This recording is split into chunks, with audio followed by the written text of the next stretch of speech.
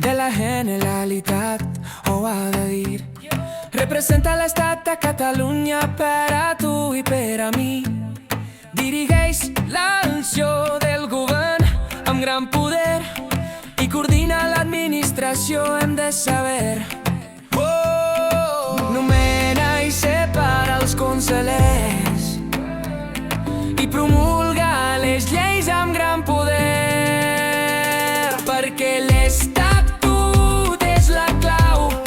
El govern de la Generalitat és l'òrgan col·legiat i el seu gran cau, perquè l'Estatut és la clau.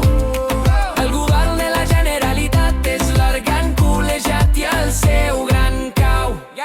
La funció executiva i l'administrativa amb la potestat reglamentària, una gran expectativa.